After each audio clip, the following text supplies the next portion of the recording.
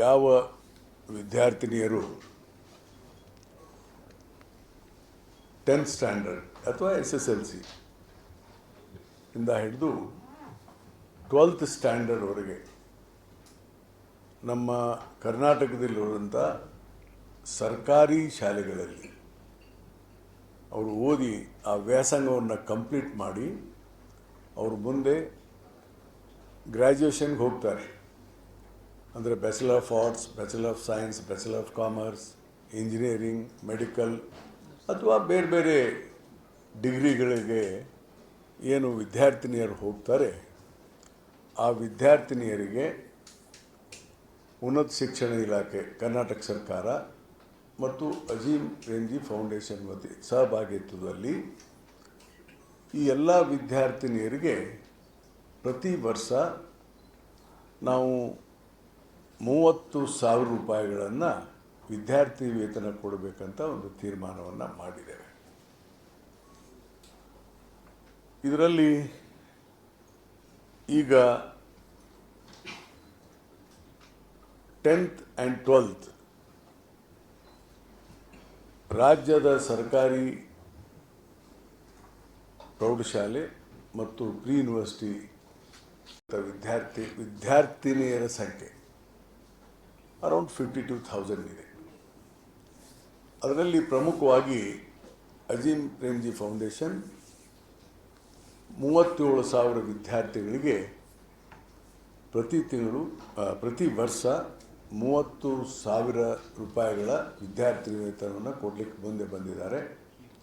ಅದಕ್ಕಾಗಿ ಮೊದಲನೇದಾಗಿ ನಾನು ರಾಜ್ಯ ಸರ್ಕಾರದ ವತಿಯಿಂದ ಮತ್ತು ಈ ಉನ್ನತ ಶಿಕ್ಷಣ ಇಲಾಖೆ ಮತ್ತು ಉನ್ನತ ಶಿಕ್ಷಣ ಮಂತ್ರಿಯಾಗಿ ನಾನು ಅಜೀಂ ಪ್ರೇಮ್ಜಿ ಫೌಂಡೇಶನ್ನವ್ರನ್ನ ಹಾರ್ದಿಕವಾಗಿ ಅಭಿನಂದಿಸ್ತೇನೆ.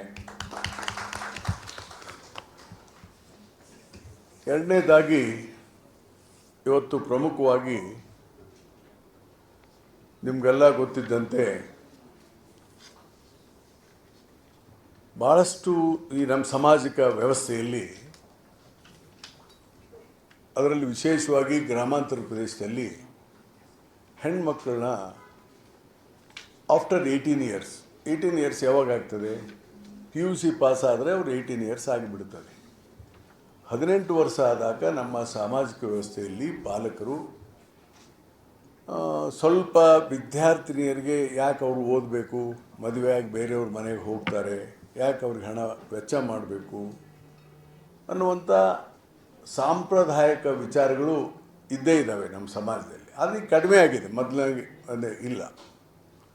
ಆದಾಗ್ಯೂ ಕೂಡ ಮಧ್ಯಮ ವರ್ಗ, ಬಡತನ ರೇಖೆಯಲ್ಲಿರುವಂಥ ವರ್ಗ ಮತ್ತು ಸಾಂಪ್ರದಾಯಿಕ ವರ್ಗ ವಿದ್ಯಾರ್ಥಿನಿಯರಿಗೆ ಯಾಕೆ ಹಣ ನಾವು ಖರ್ಚು ಮಾಡಬೇಕಂತ ಒಂದು ಮಾನಸಿಕ ಮನೋಭಾವನೆ ಬಂದುಬಿಟ್ಟಿರ್ತದೆ. ಅದಕ್ಕೆ ಇದು ಬರಬಾರ್ದು. ಈ ಉನ್ನತ ಶಿಕ್ಷಣ ಇಲಾಖೆ ಮತ್ತು ಬೇರೆ ಬೇರೆ ಫೌಂಡೇಶನ್ಗಳು ಮುಂದೆ ಬಂದು ಈ ಥರದ ವಿದ್ಯಾರ್ಥಿ ವೇತನವನ್ನು ನೀಡಿದಾಗ ಈ ವಿದ್ಯಾರ್ಥಿನಿಯರು ಅದರ ಸದುಪಯೋಗ ಪಡ್ಕೊಂಡು, ಪಾಲಕರು ಅದರ ಸದುಪಯೋಗ ಪಡ್ಕೊಂಡ್ರೆ ವಿದ್ಯಾರ್ಥಿನಿಯರು ತಮ್ಮ ಸ್ವಂತ ಕಾಲ ಮೇಲೆ ಆರ್ಥಿಕವಾಗಿ ಸಬಲರಾಗಲಿಕ್ಕೆ ಸಾಧ್ಯತೆ ಆಗ್ತದೆ. ಈ ದೃಷ್ಟಿಯಿಂದ ಇಂಥ ಒಳ್ಳೆಯ ಕಾರ್ಯಕ್ರಮ ಬಂದಿರೋದನ್ನು ನಾನು ಸ್ವಾಗತಿಸ್ತೇನೆ. ಮತ್ತು ಪ್ರಮುಖವಾಗಿ ಇವತ್ತು ಯಾರು ಈ ವಿದ್ಯಾರ್ಥಿನಿಯರು ನಮ್ಮ ರಾಜ್ಯದಲ್ಲಿ ಏನು ಅಂದಾಜಿಸಿಕೊಂಡಿದ್ದೀವಿ 52,000 ವಿದ್ಯಾರ್ಥಿನಿಯರಿದ್ದಾರೆ ಅಂಥೇಳಿ, ಅಂದರೆ 12th ಸ್ಟ್ಯಾಂಡರ್ಡ್ ಪಾಸ್ ಆದವರು ಇನ್ನು ಗೌರ್ಮೆಂಟ್ ಇನ್ಸ್ಟಿಟ್ಯೂಷನ್, ಅವರೆಲ್ಲರಿಗೂ ಸ್ಕಾಲರ್ಶಿಪ್ ಕೊಡ್ತೇವೆ. Azim foundation plus higher education ಡಿಪಾರ್ಟ್ಮೆಂಟಿಂದ ಸರ್ಕಾರ ಕೊಡಲಿಕ್ಕೆ ತಯಾರಿದೆ. ಅದರ ಉಪಯೋಗವನ್ನು ನಮ್ಮ ರಾಜ್ಯದ ವಿದ್ಯಾರ್ಥಿನಿಯರು ತೆಗೆದುಕೊಳ್ಬೇಕು. ಇದಕ್ಕೆ ಯಾವುದೇ ಇನ್ಕಮ್ ಗ್ರೂಪ್ ಇಲ್ಲ, ಇನ್ಕಮ್ ಕ್ರೈಟೀರಿಯಾ ಇಲ್ಲ. Anybody can be take the scholarship. No caste and creed. ಇದೇ ಜಾತಿಯವ್ರಿಗೆ ಕೊಡಬೇಕು, ಇದೇ ಧರ್ಮದವ್ರಿಗೆ ಕೊಡಬೇಕು. There is no restriction at all. Any girl can take this scholarship freely. ಅದಕ್ಕೆ ಅವರು ಅಪ್ಲೈ ಮಾಡಬೇಕು. ಈಗ ಈ ವರ್ಷ ಅಂದರೆ 26-27ನೇ ಶೈಕ್ಷಣಿಕ ವರ್ಷದಲ್ಲಿ ಈಗಾಗಲೇ ವೇರಿಯಸ್ ಡಿಗ್ರಿ ಕಾಲೇಜ್ಗಳಿಗೆ ಮೋರ್ ದ್ಯಾನ್ 33,000 ವಿದ್ಯಾರ್ಥಿಗಳು ಪ್ರವೇಶ ಪಡೆದಿದ್ದಾರೆ. ಇನ್ನೂ ಅಡ್ಮಿಷನ್ ಮಾಡಲಿಕ್ಕೆ ಟೈಮ್ ಇದೆ. There is a time for this. ಅದಕ್ಕೆ ಇನ್ನೂ ಹೆಚ್ಚು ವಿದ್ಯಾರ್ಥಿನಿಯರು ಅಡ್ಮಿಷನ್ ಮಾಡ್ಕೋಬೇಕು. ಮಾಡಿಕೊಂಡ್ರೆ ನಿಮಗೆ ಸ್ಕಾಲರ್ಶಿಪ್ ಸಿಗುತ್ತೆ around 30,000 rupees, not for 1 year. ಈ ಉದಾಹರಣೆಗೆ degree BA BCom BSc 3 years degree course ಇದೆ ನಮ್ಮಲ್ಲಿ. So that girl will get 90,000 rupees in a 3 years.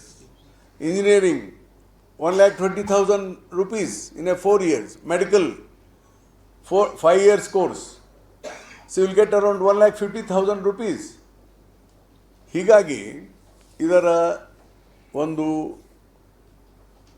ಲಾಭವನ್ನು ನಮ್ಮ ವಿದ್ಯಾರ್ಥಿನಿಯರು ತೆಗೆದುಕೊಂಡು ಅವರು ಶಿಕ್ಷಣದಲ್ಲಿ ಇನ್ನೂ ಹೆಚ್ಚು ಮುಂದೆ ಬಂದರೆ ಅವ್ರಿಗೆ ಸಬಲೀಕರಣ ಅಂದರೆ ಶಕ್ತಿ ಆಗ್ತದೆ, ಶಕ್ತಿ ಸಿಗ್ತದೆ. ವಿದ್ಯಾರ್ಥಿನಿಯರಿಗೆ ತಮ್ಮ ಕಾಲ ಮೇಲೆ ತಾವೇ ನಿಂತ್ಕೊಳ್ಳೋಕ್ಕೆ ಅನುಕೂಲ ಆಗ್ತದೆ. ಇಲ್ಲದಿದ್ದರೆ ಈ ಪುರುಷ ಪ್ರಧಾನವಾದಂಥ ಸಮಾಜದಲ್ಲಿ ಹೆಣ್ಮಗಳು ಕಡಿಮೆ ಅಂತ ನೀವು ಅನಿಸ್ಕೋಬಾರ್ದು. There should be an gender equality. ಅದು ನಮ್ಮ ಉದ್ದೇಶ.